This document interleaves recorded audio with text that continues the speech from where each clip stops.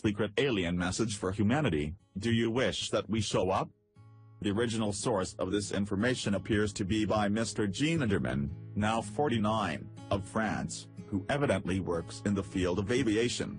He claims to have been a military jet pilot, air traffic controller and airport manager, and to have a master's in economics. He also claims to have had a number of anomalous experiences since the age of 6, which later included a number of UFO sightings and ET contacts. He writes, after having learned how to mentally project myself to a place in the presence of benevolent extraterrestrials, I received the following message. So are we.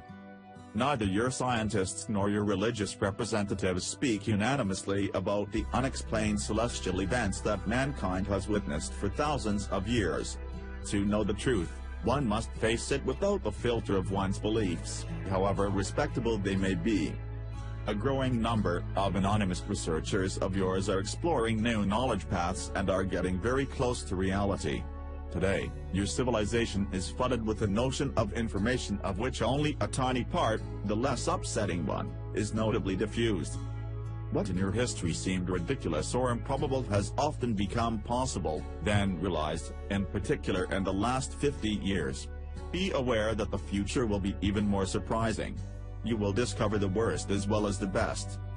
Like billions others in this galaxy, we are conscious creatures that some name extraterrestrials, even though reality is subtler. There is no fundamental difference between you and us, save for the experience of certain stages of evolution. Like in any other organized structure, hierarchy exists in our internal relationships. Ours is based upon the wisdom of several races. It is with the approval of this hierarchy that we turn to you. Like most of you, we are in the quest of this supreme being. Therefore we are not gods or lesser gods but virtually your equals in the cosmic brotherhood. Physically, we are somewhat different from you but for most of us humanoid-shaped. Our existence is a reality but the majority of you does not perceive it yet. We are not mere observations, we are consciences just like you. You fail to apprehend us because we remain invisible to your senses and measure instruments most of the time. We wish to fill this void at this moment in your history. We made this collective decision but this is not enough. We need yours. Through this message, you become the decision makers. You personally. We have no human representative on Earth who could guide your decision. Why aren't we visible? At certain stages of evolution, cosmic humanities discover new forms of science beyond the apparent control of matter. Structured dematerialization and materialization are part of them. This is what your humanity has reached in a few laboratories, in close collaboration with other extraterrestrial creatures at the cost of hazardous compromises that remain purposely hidden from you by some of your representatives. Apart from the aerial or spatial objects or phenomena known about by your scientific community, that you call UFOs, there are essentially multidimensional manufactured spaceships that apply these capacities. Many human beings have been in visual, auditory, tactile or psychic contact with such ships, some of which are under occult powers that govern you. The scarcity of your observations is due to the outstanding advantages provided by the dematerialized state of these ships. By not witnessing them by yourself, you cannot believe in their existence. We fully understand this. The majority of these observations are made on an individual basis so as to touch the soul and not to modify any organized system. This is deliberate from the races that surround you but for very different reasons and results. For negative multidimensional beings that play a part in the exercise of power in the shadow of human oligarchy, discretion is motivated by their will to keep their existence and seizure unknown. For us, discretion is motivated by the respect of the human free will that people can exercise to manage their own affairs so that they can reach technical and spiritual maturity on their own. Humankind's entrance into the family of galactic civilizations is greatly expected. We can appear in broad daylight and help you attain this union. We haven't done it so far, as too few of you have genuinely desired it, because of ignorance, indifference or fear, and because the emergency of the situation did not justify it. Many of those who study our appearances count the lights in the night without lighting the way. Often they think in terms of objects when it is all about conscious beings. Who are you? You are the offspring of many traditions that throughout time have been mutually enriched by each other's contributions. The same applies to the races at the surface of the earth.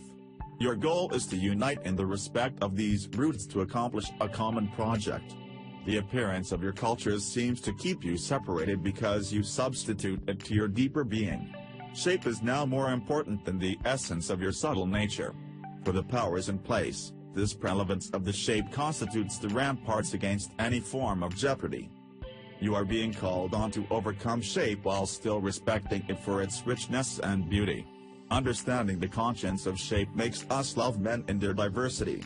Peace does not mean not making war, it consists in becoming what you are in reality, a same fraternity. To understand this, the number of solutions within your reach are decreasing. One of them consists in contact with another race that would reflect the image of what you are in reality. What is your situation? Except for rare occasions, our interventions always had very little incidence on your capacity to make collective and individual decisions about your own future. This is motivated by our knowledge of your deep psychological mechanisms. We reached the conclusion that freedom is built every day as a being becomes aware of himself and of his environment, getting progressively rid of constraints and inertias, whatever they may be. Despite the numerous, brave and willing human consciences, those inertias are artificially maintained for the profit of a growing centralizing power. Until recently, mankind lived to satisfying control of its decisions. But it is losing more and more the control of its own fate because of the growing use of advanced technologies, which lethal consequences on the earthly and human ecosystems become irreversible. You are slowly but surely losing your extraordinary capacity to make life desirable. Your resilience will artificially decrease, independently of your own will. Such technologies exist that affect your body as well as your mind. Such plans are on their way. This can change as long as you keep this creative power in you, even if it cohabits with the dark intentions of your potential lords. This is the reason why we remain invisible. This individual power is doomed to vanish should a collective reaction of great magnitude not happen. The period to come is that of rapture, whichever it may be. But should you wait for the last moment to find solutions? Should you anticipate or undergo pain? Your history has never ceased to be marked by encounters between peoples who had to discover one another in conditions that were often conflictual. Conquests almost always happen to the detriment of others. Earth has now become a village where everyone knows everyone else, but still conflicts persist and threats of all kinds get worse in duration and intensity. Although a human being as an individual, yet having many potential capacities, cannot exercise them with dignity. This is the case for the biggest majority of you for reasons that are essentially geopolitical. There are several billion of you. The education of your children and your living conditions, as well as the conditions of numerous animals and much plant life are nevertheless under the thumb of a small number of your political, financial, military and religious representatives. Your thoughts and beliefs are modeled after partisan interests to turn you into slaves while at the same time giving you the feeling that you are in total control of your destiny, which in essence is the reality. But there is a long way between a wish and a fact when the true rules of the game at hand are unknown. This time, you are not the conqueror. Biasing information is a millenary strategy for human beings. Inducting thoughts, emotions or organisms that do not belong to you via ad hoc technologies is an even older strategy. Wonderful opportunities of progress stand close to big subdual and destruction threats.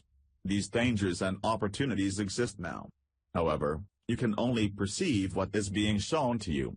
The end of natural resources is programmed whereas no long-term collective project has been launched.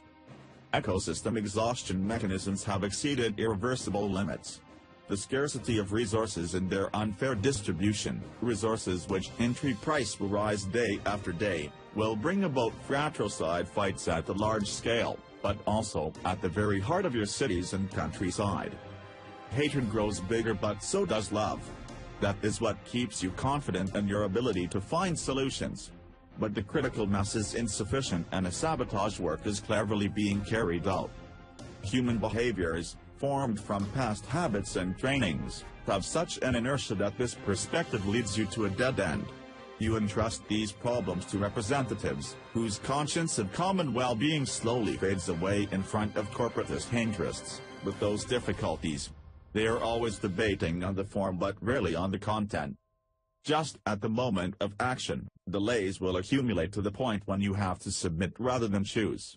This is the reason why, more than ever in your history, your decisions of today will directly and significantly impact your survival of tomorrow.